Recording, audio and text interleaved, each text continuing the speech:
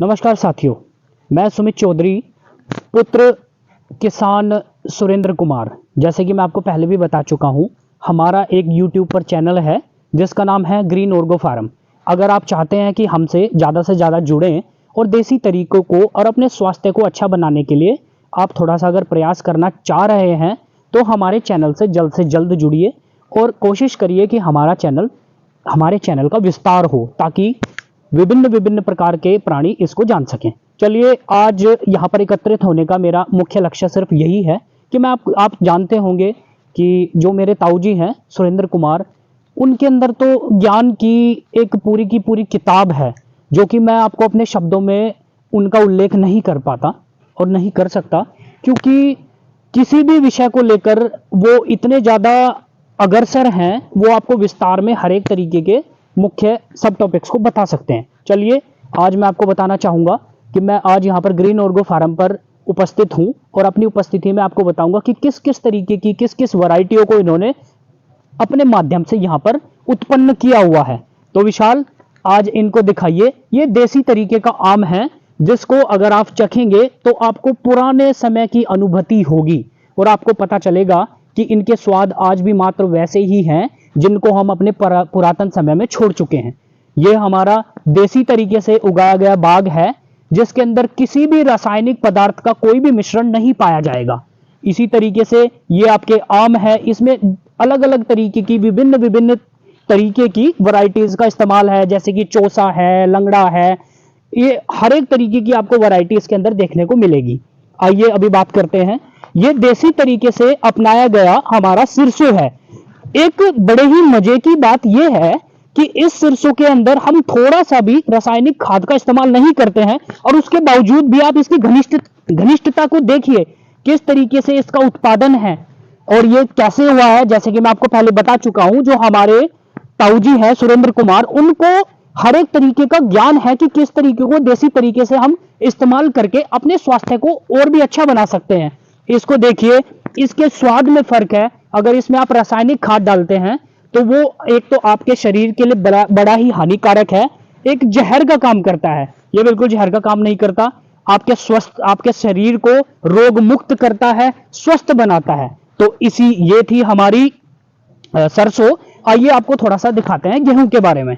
देखिए, जैसे कि बहुत से प्राणी अलग अलग तरीकों से गेहूं उगाते हैं, लेकिन इनके गेहूं उगाने की विधि कुछ अलग प्रकार से है। इस गेहूं को हमने अपनी आंखों से इनको लगाते हुए देखा है। ये इसमें बिल्कुल भी रासायनिक खादों का इस्तेमाल नहीं करते हैं, और उसके बावजूद भी इसकी पैदावार को जांचिए, इसकी पैदावार कितनी शानदार है।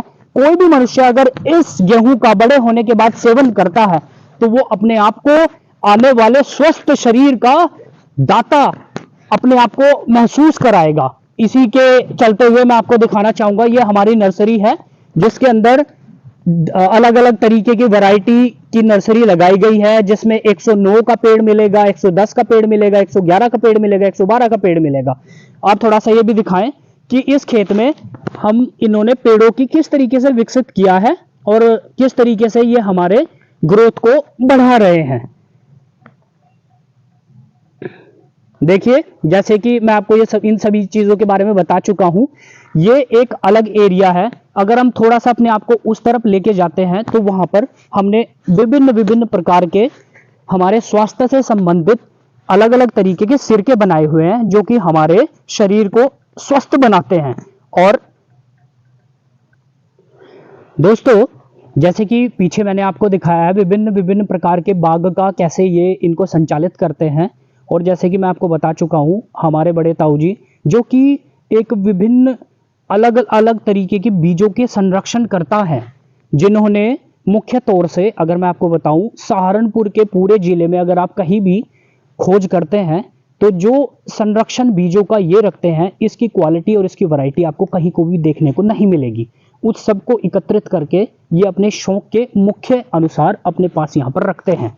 अलग अलग हमारे पूरे सहारनपुर के जिले से अगर मैं खास तौर पे बात करूं तो पूरे उत्तर प्रदेश में से इनका एक ऐसे स्तर पर ये अपने आप को पहुंचा चुके हैं कि जो जो वैरायटी ये अपने पास रखते हैं वो आपको मुख्य तौर पर यहीं पर देखने को मिलेगी। और इस केंद्र पर आज उपस्थित होकर मुझे बड़ी प्रसन्नता हो रही है।